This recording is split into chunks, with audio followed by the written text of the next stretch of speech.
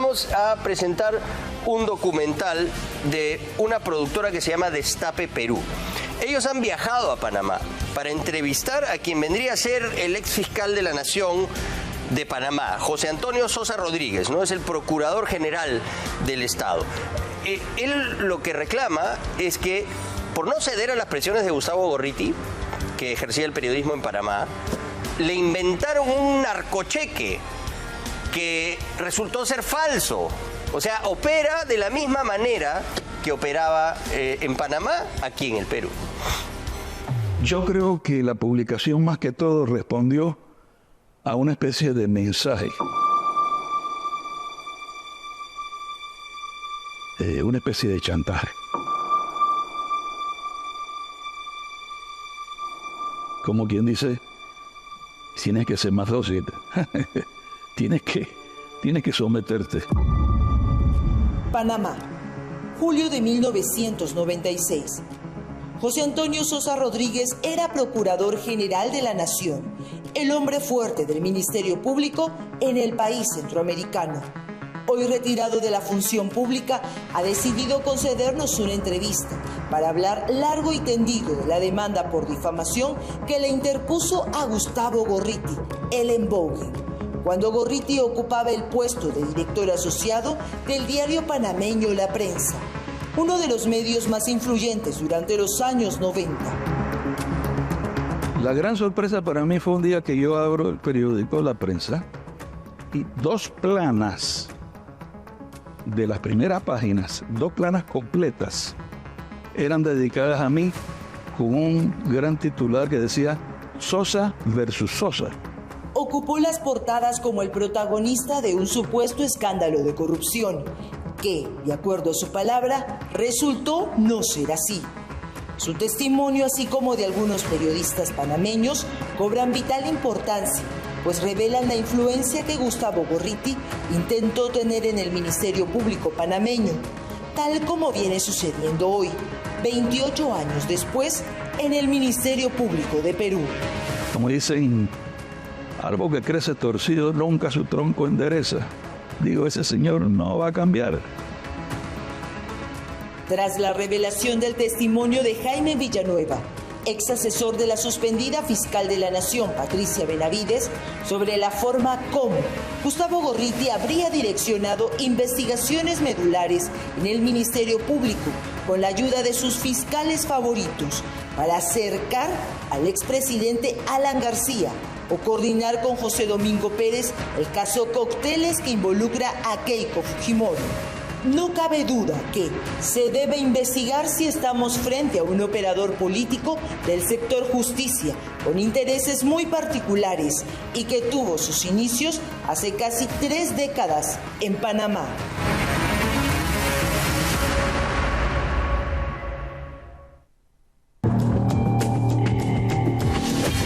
Fernando Can es un periodista panameño de amplia trayectoria que en 1996 se sumó a la lucha que lideró el catedrático y también periodista Garrett Genetó. Can y Genetó recuerdan así el paso de Gorriti como jefe en el diario La Prensa. Muy temerario, un periodismo irresponsable. Yo no sé si es periodista de profesión, pero lo cierto es que pisó muchos callos y jugó con dignidades aquí. Él era una especie de manipulador de las noticias políticas, porque el medio en estos momentos estaba atacando a Pérez Valladares sin piedad por el tema del bendito cheque, que en realidad fue una mentira, ¿no? Y fue un chantaje para seguir golpeando al sistema jurídico en este país. Genetó es hoy profesor titular de la Facultad de Comunicación Social de la Universidad de Panamá. Autor de varios libros. En los años 90 fue secretario general del Sindicato de Periodistas Panameños, la asociación más antigua fundada en 1948. Como dirigente, Genetó tomó conocimiento del abuso que Gorriti cometía contra 2 colegas suyos al cambiar sus notas periodísticas sin sus consentimientos, contra todo código de ética y con fines políticos. Este señor le daba el volteo de la noticia a las 3 de la mañana, cuando todo el mundo está durmiendo. Y el día siguiente los colegas amanecían con su noticia volteada. y eso lógicamente logró que esos colegas fueran demandados por calumnia e injuria. O sea, como decimos, el buen periodismo también usaba la pistola del periodista para disparar él. Igualmente se puede decir que es una manipulación en el texto de un periodista que debe ser sagrado. Con el despido de 2 periodistas por oponerse a las prácticas de Gorriti, Yenetó cuenta que los gremios periodísticos panameños salieron a las calles a protestar. Lo que hicimos un grupo de periodistas fue dedicarnos a hacer carteles, pancartitas que poníamos en todos los postes para que la gente viera, y dio su efecto, porque el asunto es que no había mayor recurso. Lo logramos entre varios periodistas, que nos atrevimos a pelear lo que se estaba haciendo con los colegas, de cambiarle los textos de lo que ellos escribían, no se diera. El respeto a eso, al ejercicio periodístico de los colegas. A la iniciativa también se sumó Carlos Camarena, otro periodista panameño que escribió una columna de opinión titulada "Los apóstoles no siempre son blancos", una dura crítica a la gestión de Gustavo Gorriti como hombre de prensa. 2 colegas, compañeros que yo conocía prácticamente de la universidad y que pisamos calle juntos, terminaron saliendo por culpa del señor Gorriti. Bueno, diferencia, no estaban de acuerdo con la línea o con la forma como él editaba o enfocaba la información. ¿Y es verdad que él cambiaba los textos de los periodistas? Eso comentaban, sí, que el tipo le entregaban un material y cuando salían al día siguiente salía otra publicación, y con la firma del periodista. Los periodistas queríamos expulsarlo por su ejercicio malo y perverso de lo que era el acontecer nacional. Él salió huyendo porque había pisado callos políticos, porque le venían con una serie de demandas que lo iban a poner en la picota, lógicamente, y de ahí a la cárcel. Una de las demandas por difamación a las que se refiere Fernando es la que interpuso el ex procurador general de la Nación, José Antonio Sosa Rodríguez. En 1996, Gorriti sacó una portada en el diario La Prensa, cuya información supuestamente ponía al descubierto al procurador de la época y cuyo contenido sirvió para catapultarlo en el espectro internacional como un periodista que luchaba contra la corrupción. Pero, ¿fue realmente así? Sosa Rodríguez es dueño de esa otra parte de la historia que también merece ser escuchada. El señor Gorriti, como director del área de información del diario La Prensa, produjo una primera plana un día lunes, donde presentaba supuestamente un cheque personal mío que él sugería había sido pago de origen de narcotráfico que se me había entregado a mí para una campaña electoral en la que yo había participado antes de ser procurador. Yo me enteré de que ese supuesto cheque existía, y vuelvo y remarco, supuestamente existía, 2 días antes.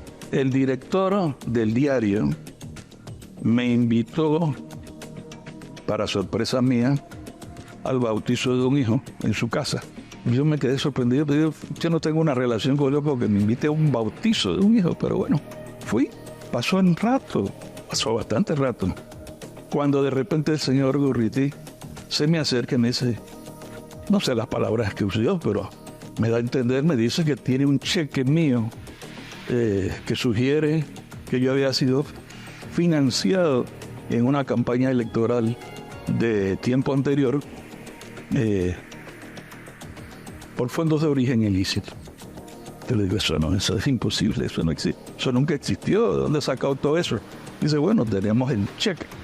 Cuenta que, sorprendido, el ex procurador le dijo a Gorriti que podía ir a su casa para revisar la lista de los aportantes a su campaña para diputado, pero Gorriti envió a otros colegas que trabajaban bajo su dirección. Era escrito a mano mía, incluso, de un registro que no tenía tampoco mucha gente, porque en esa época había sido una campaña durante el tiempo todavía del temor al régimen militar, y eran pocos los que me daban donación, muy pocos. Muy poquitos, así que era una lista ni muy larga, 15 personas, una cosa así, 15, 20 no más, no creo que más. Y se las mostré, hasta fotografías le tomaron. Y lo vi que estaban tomando las fotografías como escondido. Y le digo, no, usted quiere fotografiarlo, aquí tiene, no hay ningún problema. Entonces le digo, bueno, se me ocurre que la única manera de que ustedes queden satisfechos y yo les pueda demostrar sin ninguna duda de que esto es así, que estos son mis donaciones y que eso no sé qué es lo que puede ser, es que vayan conmigo al banco. El supuesto cheque bancario que Gorriti publicó era de la institución financiera panameña Pribanco. Simar Joyeros figuraba como la empresa que supuestamente giró el cheque por $5,000. Sosa Rodríguez lo tiene en su archivo personal como prueba de la difamación, así como la carta que le mandó el banco y que formó parte del expediente Gorriti en Panamá. Llegamos al banco y efectivamente buscaron y ese cheque no existía. No era un cheque. Tiempo después, ya con más tranquilidad, constatamos, y esto ya en el proceso después, cuando yo reclamo la difamación. ¿Por qué reclamé la difamación? Porque no hubo ninguna excusa, ninguna, ¿cómo le digo yo?, disculpa. Lo que se supone era un cheque, era una fotocopia. Tú puedes agarrar distintas cosas, unirlas y sacarles una copia y que simulen ser una pieza completa, auténtica. El señalamiento fundamental con el que ellos me habían cuestionado en esa recepción donde me habían invitado, yo lo he sentido siempre que fue una encerrona, le decimos nosotros, como a este lo agarramos aquí, lo arrinconamos y no sé qué esperarían. El ex procurador denuncia chantaje y dice que fue muy consciente del daño que esto le hacía a su imagen pública por ser el funcionario encargado de liderar el Ministerio Público de Panamá, cargo que ocupó por una década. El modus operandi de él, el manejo de la destrucción de imágenes y la utilización del poder de la opinión pública para lograr propósitos, controlar gente, forzar decisiones. Ese manejo, yo creo que él se convirtió en un especialista formado en esa escuela. De acuerdo al ex procurador, Gorriti emprendió una temeraria acción contra él y el sistema de justicia panameño, que empezó, según su relato, cuando asumió el cargo y le concedió a Gorriti una cita en su despacho. Él cuenta que Gorriti le pidió que abriera una investigación fiscal contra el entorno del expresidente panameño, Ernesto Pérez Valladares. Él quería que yo abriera una investigación contra el yerno, el esposo de la hija del presidente, porque supuestamente tenía él evidencias de que estaba relacionado con narcotraficantes. Y yo le dije, bueno, si tú me muestras evidencias de un delito o un posible delito, créeme que yo voy a abrir inmediatamente la investigación. Pero tienes que presentármela. Yo no puedo abrir causas penales contra cualquier ciudadano simplemente porque alguien diga que está cometiendo algo indebido. Jamás, jamás, jamás. Y varias veces le insistí y varias veces prácticamente acudía a que yo tenía que responder a su palabra, o sea, que él era una persona seria o lo que fuere, o era un periodista experimentado, lo que fuere, pero que yo tenía que actuar. El proceso por difamación no siguió su curso, pues a pesar que Gorriti contaba con 2 impedimentos de salida de Panamá, por esta razón, logró abandonar el país con ayuda de una resolución que le fue favorable. El apoyo internacional que recibió Gorriti yo lo puedo analizar de la siguiente manera. Reporteros Sin Fronteras, que es muy conocido, y medios importantes como la BBC de Londres y las agencias noticiosas, que en esos momentos todavía estaban en su momento, ya prácticamente las agencias no funcionan por el tema de la tecnología, pero agencias como ACAN F de España, France Press de Francia, Reuters de Inglaterra, la BBC de Londres, vinieron a Panamá a apoyar a Gorriti. Y como él es un gran manipulador y un gran operador, él tenía contacto internacional. Yo diría que aquí prevaleció fue la justicia.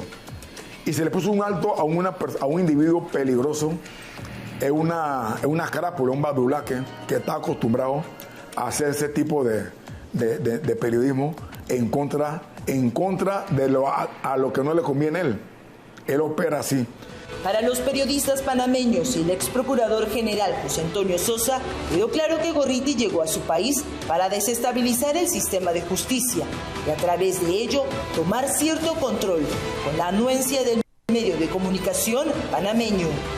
Yo no sé si él estuvo o no estuvo en la CIA, Gorriti, pero yo siempre he pensado que esa fue su génesis de formación.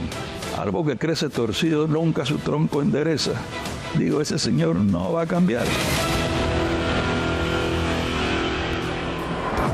Bueno, como hemos visto en este documental sobre el trabajo de Gustavo Gorriti en Panamá, que están terminando nuestros colegas de la productora Destape Perú, también quiso, ¿no?, influir, manipular en el entonces Procurador General del Estado de Panamá, José Antonio Sosa Rodríguez. Él es el equivalente al fiscal de la Nación. O sea, lo mismo que hace acá. Hemos visto los chats de que tiene amenazado a Juan Carlos Villena. ¿A cuántos jueces y fiscales habrá, no, ajustado usando los audios que al parecer le entregó Pablo Sánchez en su momento, lo de cuellos blancos? O te alineas y haces lo que yo quiero, o te saco tu audio. ¿Y qué otras cosas sabrá Dios?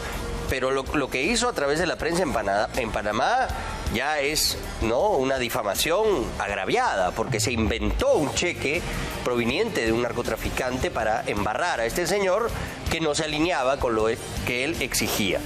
Esto es muy similar a lo que acaba de declarar Jaime Villanueva, que es, ¿no?, la forma de actuar de Gustavo Gorriti en el Ministerio Público. En Panamá finalmente se pusieron duros y lo sacaron y se tuvo que ir, y no de buena forma. Aquí en el Perú, ¿qué nos pasa? ¿Por qué no podemos desvincular al Ministerio Público y a los operadores de justicia de este sujeto que evidentemente no está haciendo periodismo? Está haciendo activismo político, es un operador que no pasa por el mismo filtro a sus amigos que a sus enemigos. Eso está clarísimo, y los que no lo quieren entender ya son cómplices, ¿no?, de su legado o dependen de él. Por ejemplo, en su momento, ¿no?, en la revista Caretas descubrió para el gran público al misterioso y prontuariado asesor de Alberto Fujimori, Vladimiro Montesinos. Antes había denunciado las vinculaciones de Carlos Lambert con el narcotráfico. Pero en algún momento pasó de ser periodista a activista político, ¿no? Como lo hemos explicado sobre la base de este libro, que es de su padre, ¿no?, del autor Ricardo Claverías Huerce. Aquí él mismo describe cómo creció él, ¿no? Mi padre renunció al Partido Comunista en 1950, pero conservó siempre una visión de izquierda, que años después fue motivo de largas, recurrentes, siempre respetuosas discusiones con su hijo en Bella Unión. O sea, él se ha criado, educado por sus padres, que era un radical de izquierda, un señor que es reconocido por ser comunista y defender esas banderas. Esa es su formación, ¿no? Él fue un periodista radical, panfletario de la izquierda en Argentina como en Chile, en la década del 30 del siglo pasado. Incluso fue expulsado de Chile porque escribía en un medio radical de izquierda al que también estaba ligado Salvador Allende, expresidente de Chile, el primer presidente de izquierda que llegó al poder tras el voto popular. ¿No? Por eso, al parecer, Gorriti utiliza el periodismo para atacar o luchar contra sus enemigos políticos. La derecha en general, ¿no? El fujimorismo, el primero de la lista. El APRA también, tradicional, histórico rival del comunismo en el Perú. Cuando se asocia a gente inescrupulosa, como Martín Vizcarra, por ejemplo, no lo hace porque cree en ellos, sino porque le conviene, ¿no? Él aplica la máxima de la política: los enemigos de mis enemigos son mis amigos. Solo así explicamos por qué el portal IDL Reporteros no ha publicado un solo reportaje de investigación sobre el corrupto gobierno de Pedro Castillo.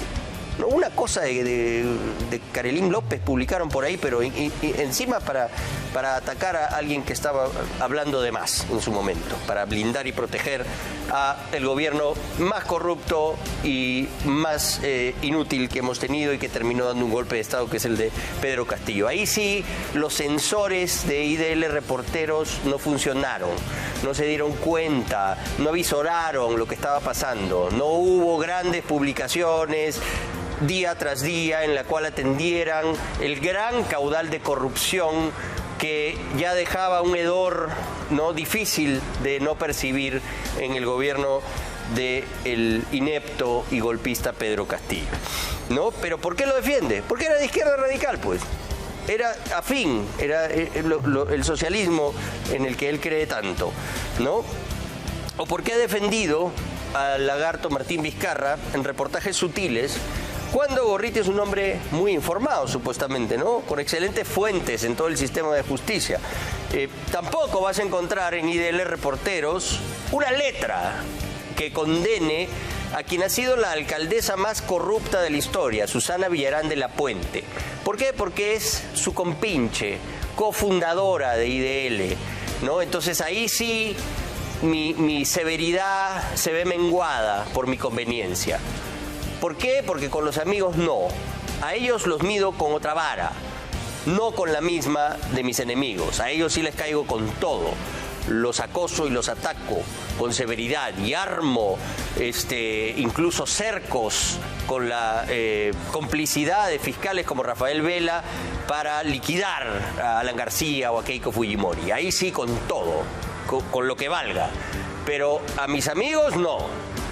Susana Villarán, a ella sí no la toca, ni con el pétalo de una rosa blanca, esas que tanto le asustan que le dejen en la puerta de su local. No, a ella no. 11 millones de dólares le pagaron, que ella admite que recibió además, ¿no?, en coimas. 2 empresas brasileñas absolutamente corruptas, en el caso de Línea Amarilla y Rutas de Lima, ¿no? OAS y Odebrecht. Le pagaron coimas para que ella haga contratos perniciosos de los cuales hasta ahora no nos podemos deshacer y por lo que ustedes pagan quizás los peajes más caros del mundo. Ella no es objetivo de las investigaciones de IDL Reporteros porque es amiga de Gustavo Gorriti. Ese doble rasero es absolutamente inaceptable, inviable, pues, ¿no? Entonces eso no hace a alguien un buen periodista. Si no es capaz de condenar a todos los corruptos por igual, es porque es un activista político, no un periodista. Aquí podemos decir, sí, Keiko Fujimori y lo que se hizo con Jaime Villanueva y la fiscal de la Nación tiene que ser investigado, porque eso es una porquería. Si han estado negociando con el Congreso, con la Fiscalía, para acomodar sus casos, eso debe ser condenado, investigado y castigado. Pero también podemos decir que los del otro lado están comprometidos con Gustavo Gorriti, con Rafael Vela, con José Domingo Pérez, en afilar la puntería solamente en contra de sus rivales, de sus enemigos. Si no, ahí nomás, no lo pasan por agua tibia. Para el señor Gustavo Gorriti hay corruptos buenos y corruptos malos, dependiendo del cristal político a través de el que los mire. Para mis camaradas todo, para mis enemigos políticos la ley. Y vamos a revisar ahora, nuestro director Carlos Paredes ha conseguido una primera edición del libro Sendero, de Gustavo Gorriti Lembogen. Luego el que ha publicado Planeta ya tiene algunas cosas distintas, pero aquí en el prefacio él dice, por ejemplo, que esta obra se va a publicar en el Perú en 3 volúmenes. Este sería el primero, pero no volvió a aparecer ninguna después de esto. No sabemos si porque capturaron a Abimael Guzmán Reynoso y a él ya no le parecía atractivo contar una historia sobre la caída de Sendero, porque aquí él los cataloga como una insurrección, ¿no? Y lucha contra insurgente, ¿no? No contra terrorista, no antisubversiva, no, contra insurgente. Acá dice él mismo, acá se espera publicar cada volumen con un intervalo de 6 a 8 meses entre cada uno, pero esta fue la única versión, ¿no? Sea cual fuere su posición en esta guerra, ¿cuál va a ser tu posición cuando el terrorismo está desangrando a tu país? ¿Cuál es tu única posición que puedes tener como un ciudadano peruano, como alguien de bien? ¿Qué posición vas a tener en favor de los senderistas? ¿Había esa opción para Gustavo Gorriti? Vamos a explorar más. Acá, por ejemplo, en este capítulo que trata de Chuschi, donde arrancó, ¿no?, la insanía terrorista de Sendero Luminoso. Así arrancó la guerra. Para Sendero la acción fue la primera chispa del fuego del destino. Qué romántico, ¿no? Para Sendero la acción fue la primera chispa del destino. Así lo describe el nacimiento de este grupo terrorista sanguinario que desangró a nuestro país bajo el liderazgo de un demente genocida como Abimael Guzmán Reynoso. La acción fue la primera chispa del fuego del destino. Qué hermoso, ¿no? Esa es la descripción de Sendero Luminoso según Gustavo Gorriti. Está lleno de esto, ¿eh? Es una oda a Sendero Luminoso. Eran sus héroes, al parecer. No eran muchos y no tenían medios, pero no había ningún grupo en el país y quizás en el hemisferio más motivado, convencido y decidido que aquel. ¿No? Qué bien, ¿no? Que la motivación de estos asesinos, que ni una sola vez ustedes van a leer en este libro la palabra asesinos, ¿eh? Terrorismo tampoco sale, ¿no? Insurgentes, sus héroes. Mira, a ver acá, bueno, sí, estamos escogiendo simplemente algunos pasajes, ¿no? Para hacer la guerra hay que ser filósofos. La inercia de éxitos modestos conspiraba contra su autoridad. Así lo describe Abimael Guzmán, ¿no? El filósofo sangriento. Pensamiento militar del partido. Acá hace casi una guía, ¿no? De todos los delineamientos militares de Sendero Luminoso. Qué bonito, ¿no? Y acá, sobre Edith Lagos, es alucinante. La breve apoteosis de Edith Lagos sirvió para galvanizar la organización, atraer a jóvenes admiradores, imprimir en los demás una sensación de finalidad y poderío. No se la necesitaba para más. O una oda, una elegía a Edith Lagos. Ahí está esta foto célebre de Caretas. Ahí está, ¿no? La primera heroína de Sendero. Ahí está, pues. Esto es Gustavo Gorriti. O sea, no se dejen engañar. Es un tipo con una mentalidad absolutamente enferma.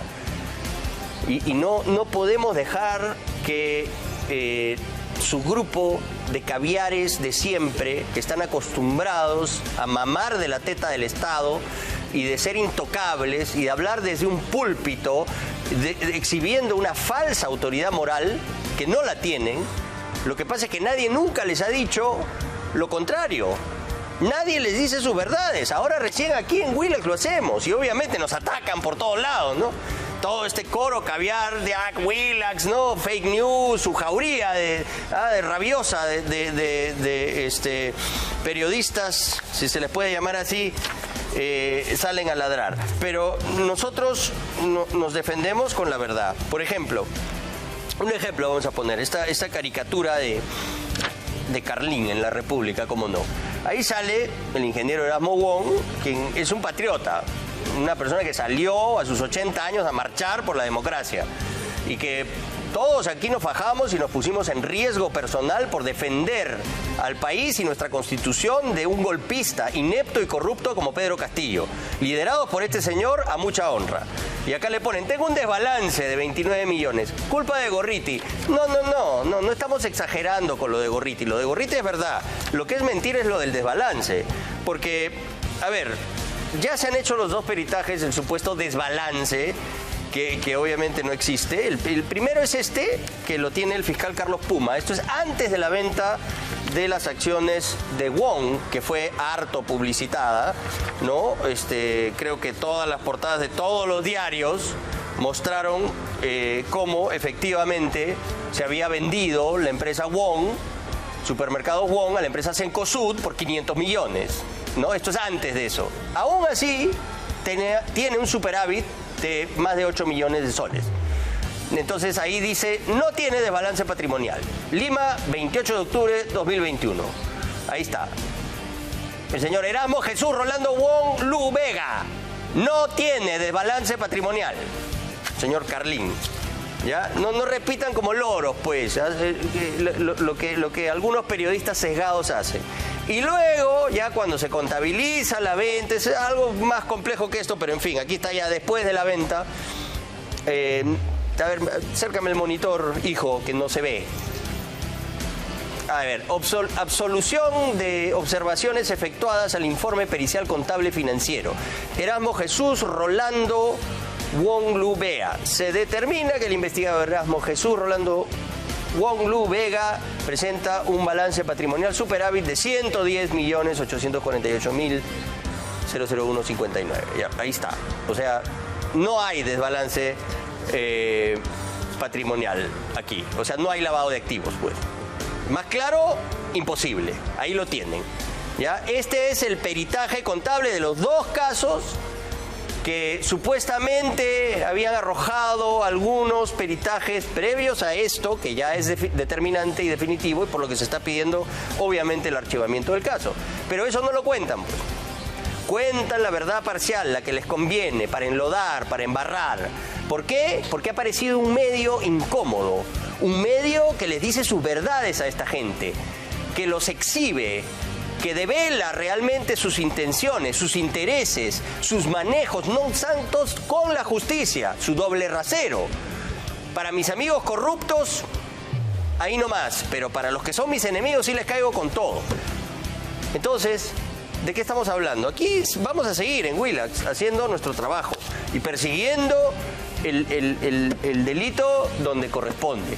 Y no nos vamos a arrodillar ante falsos ídolos como Gustavo Gorriti. Lamentamos mucho su estado de salud, ojalá se mejore, pero aquí no nos vamos a callar, ni vamos a aceptar que él se victimice ante la opinión pública. Les vamos a decir sus verdades en